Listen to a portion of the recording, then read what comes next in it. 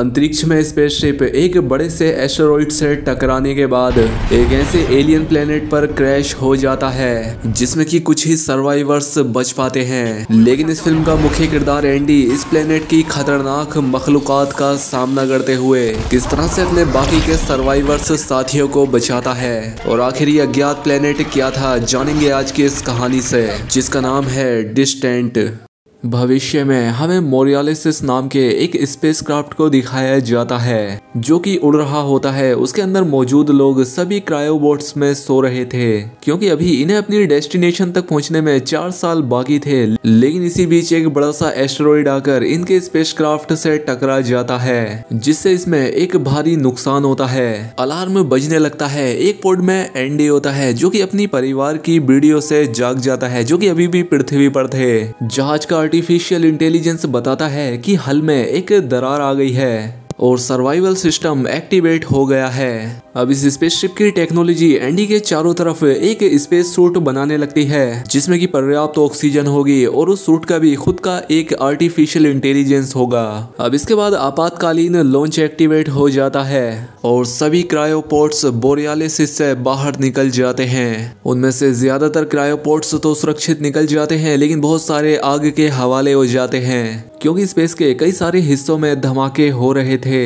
अब क्रायोपोर्ट्स के थ्रस्टर चालू होने से पहले ही उसके अंदर मौजूद एंडी का वो सूट पूरी तरह से तैयार हो जाता है। हालांकि जब वो एक अननोन प्लेनेट की ऑर्बिट में एंट्री करते हैं तो उसका ग्रेविटेशनल फोर्स इतना मजबूत होता है कि वो क्रायोपोर्ट्स तेजी से नीचे गिरने लग जाते हैं। उनमें से कई सारे नीचे गिरते वक्त ही जलकर खत्म हो जाते हैं। अब एंडी का वो पोर्ट जमीन पर आ जाता है और काफी दूर तक वो जमीन पर फिसलता है जब तक कि वो धीमा होकर एक जगह पर रुक नहीं जाता।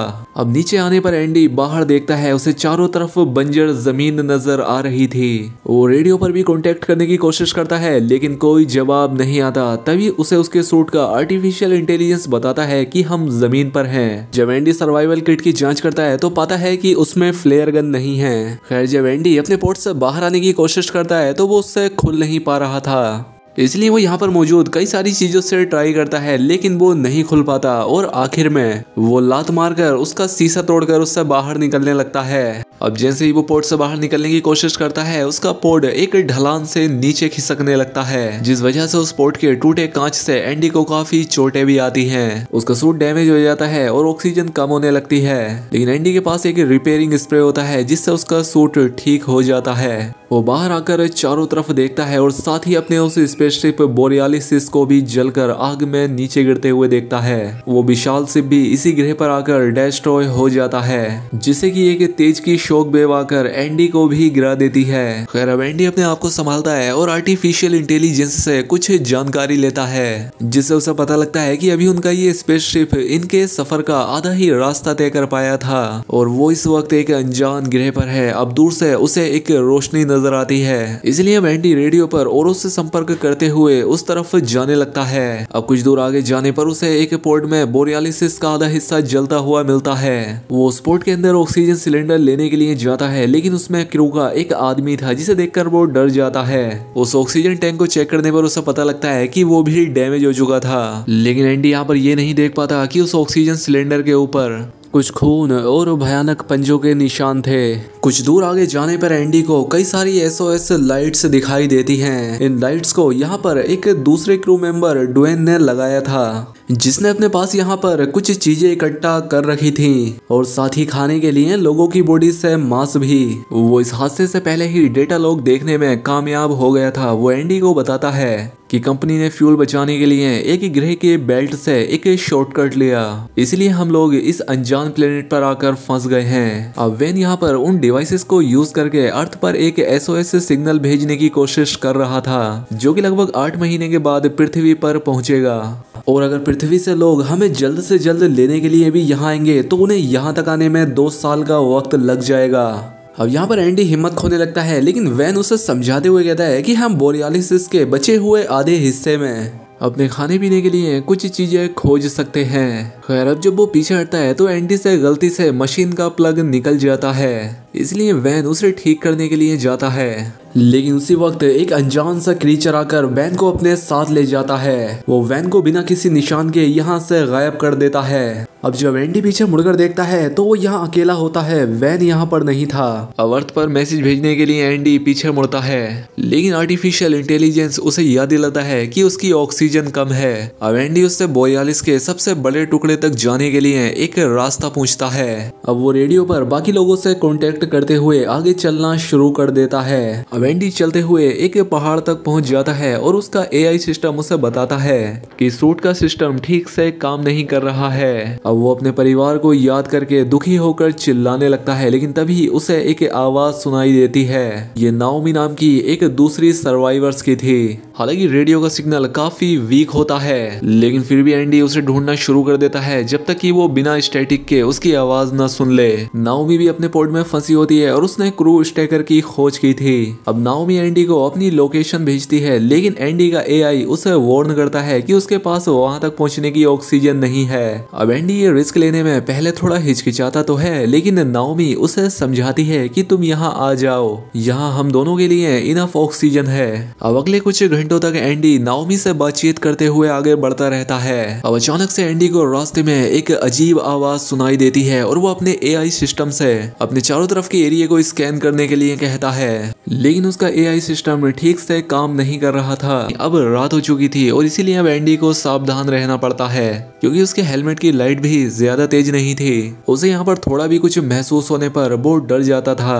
अब एंडी आगे बढ़ते हुए एक पथरीली जगह में पहुंच जाता है और यहाँ पर उसे और भी आवाजें आ रही थी, लेकिन वो अपने ऊपर एक परछाई को नहीं देख पाता। और तभी वहीं पर अचानक से एंडी को जमीन पर बहुत सारे छेद दिखाई देते हैं। वो उनका पीछा करने लगता है और आगे जाने पर उसे एक और बड़ा होल दिखता है जो कि मकड़ी के जाले से घिरा हुआ था। एंडी समझ जाता है कि ये शायद छोटे निशान, पंजों के निशान हैं। ये देखकर एंडी बुरी तरह से डर जाता है। वो तेजी से आगे बढ़ने लगता है। उसे आगे जाने पर और भी मकड़ी के जाले नजर आते हैं और जल्द ही यहाँ पर बर्फ गिरना शुरू हो जाती है। और अब एंडी नोटिस करता है कि वो अब आवाजें और भी भयानक हो गई हैं, वो गुर्राने जैसी लग रही थी। तभी अचानक से वो यहाँ पर एक बड़ी सी चीज को महसूस करता है, जिससे वो अपने हेलमेट की लाइट बंद करके वहीं पर छिप जाता है। दूसरी तरफ नाओमी ये देखकर हैरान होती है कि उसके स्कैनर पर दिख रहा था कि कई सारे ट्रैकर्स उसकी तरफ बढ़ रहे थे, लेकिन एंडी के सिवाय बाकी उनमें से कोई जवाब नहीं दे रहा। इसीलिए एंडी अपनी एआई को उन ट्रैकर से लिंक करता है। नाओमी उससे कहती है कि मैं तुम्हारे एकदम सामने ही हूँ, लेकिन एंडी के सामने कुछ भी नहीं था। अब इसीलिए एंडी अपने पास में मौजूद एक फ्लेयर को हवा में छोड़ता है और फ्लेयर के नीचे आने पर एंडी को उसके उजाले में एक बड़ी सी भयानक मकड़ी दिखती है। दरअसल इन्हीं मकड़ियों ने पूरे क्रू को खा लिया था और वो ट्रैकर अब इनके पेट में थे। अब क्योंकि एंडी की बंदूक काम नहीं कर रही थी, वो उसे देखकर बहुत डर जाता है और भागना शुरू कर देता है और वो मकड़ी भी उसका पीछा करने लगती है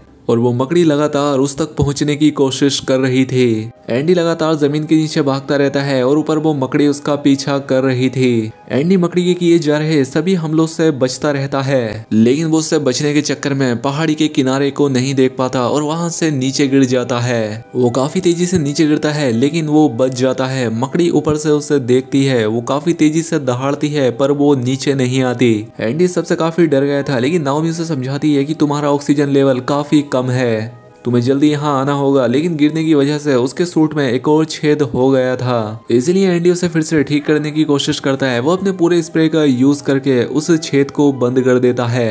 इसी वक्त ड्वेन की आवाज रेडियो पर मदद मांगते हुए सुनाई देती है, क्योंकि वो अभी जिंदा था और वो कई सारी मकड़ियों से लड़ रहा था।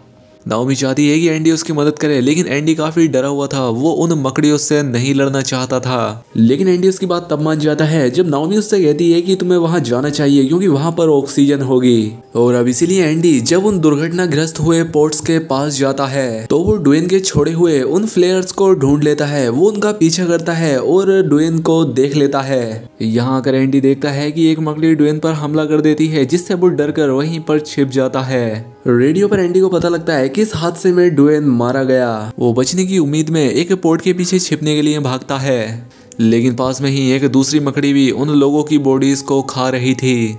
अब नाओमी इन मकड़ियों का ध्यान बटाने के लिए अपने पोर्ट में आर्टिफिशियल आवाज और लाइट को चालू करती है, जिससे उस मकड़ी का ध्यान भटक जाता है और एंडी को वहां से भागकर एक दूसरे पोर्ट में छिपने का चांस मिल जाता है।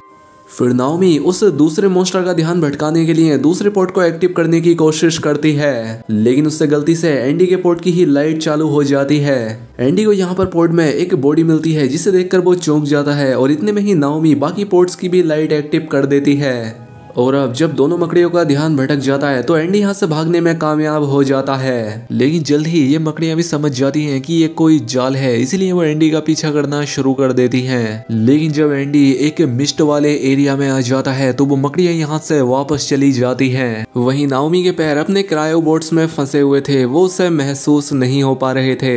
नाओमी को पैनिक अटैक आने लगता है, इसलिए एंडी उसे शांत करने के लिए वही गाना गाता है जो वो अपने बेटे के लिए गाया करता था।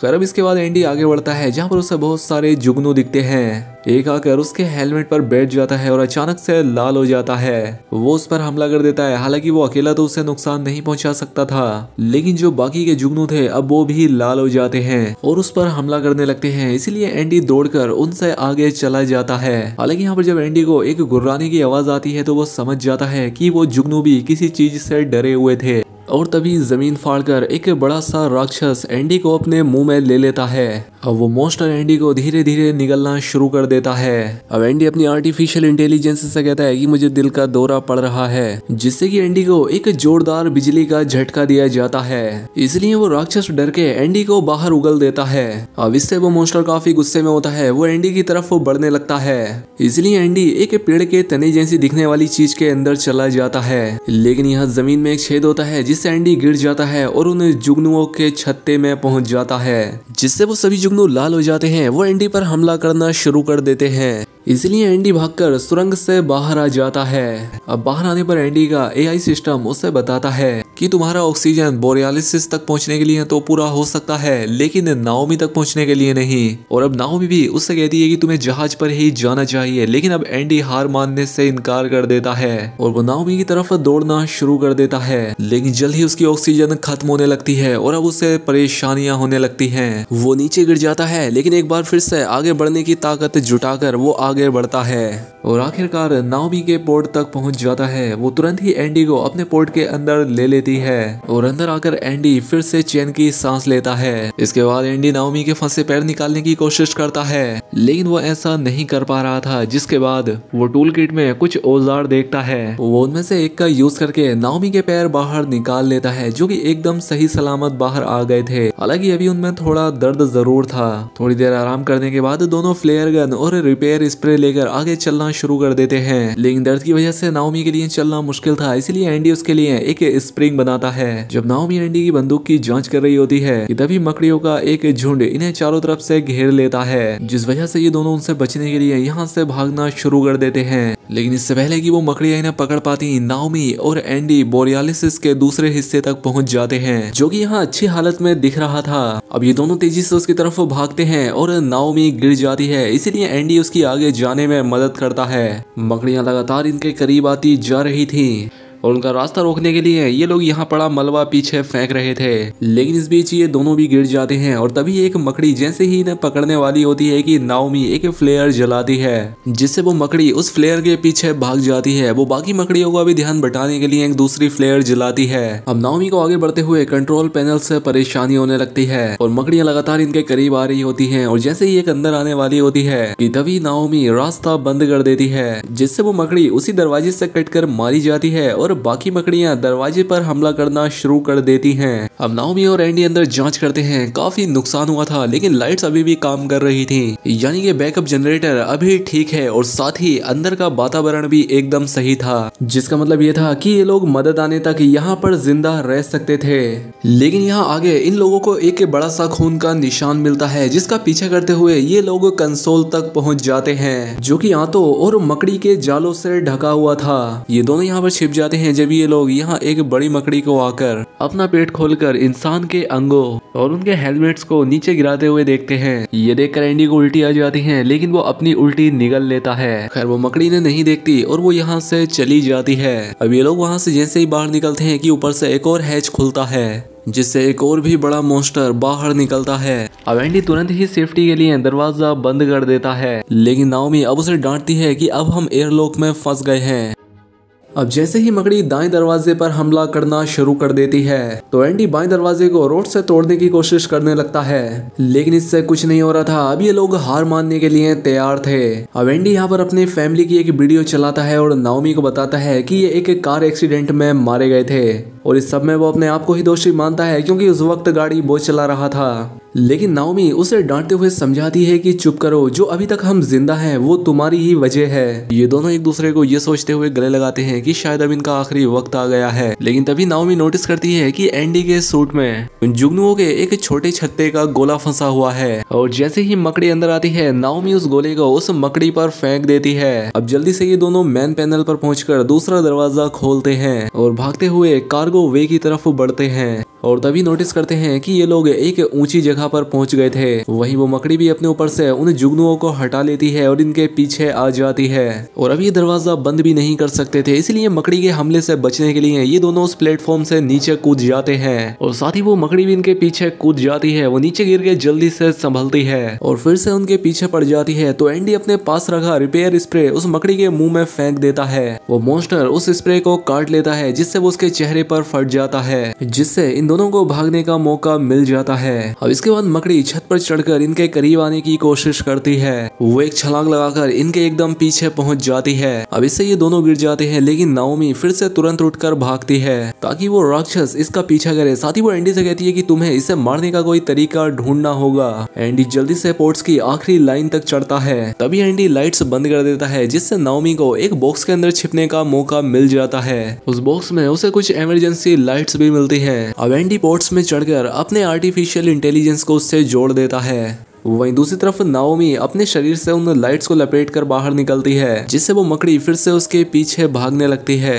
अब अपने बेटे के खिलौने को देखते हुए एंडी अपने आर्टिफिशियल इंटेलिजेंस को अलविदा कहता है। उसकी आंखों में कार क्रैश का वो आखिरी नजारा चल रहा था और तभी वो पोड़ आकर उस मकड़ी पर गिरता है जो कि नाओमी उस मकड़ी को यहाँ लाई थी और इससे वो मकड़ी मारी जाती है। नाओमी दौड़ते हुए एंडी के पास आती है। वो रोने लगती है क्योंकि उसे लगता है कि शायद ये मारा गया, लेकिन नाओमी की रोने की आवाज सुनकर एंडी होश में आ जाता है और अब ये दोनों खिड़की की तरफ जाते हैं। सुबह हो चुकी थी और खूबसूरत सूरज की पहली किरण को उगते हुए देखते हैं। ये दोनों यहाँ पर एक दूसरे का हाथ थाम लेते हैं और अब इसी सीन के साथ ये फिल्म यहाँ खत्म हो जाती है। तो दोस्तों उम्मीद करता हूँ आपको ये वीडियो पसंद आई होगी। अगर वीडियो अच्छी लगी हो तो वीडियो को लाइक और चैनल को सब्सक्राइब करें। मिलते हैं हमारी अगली शानदार वीडियो में।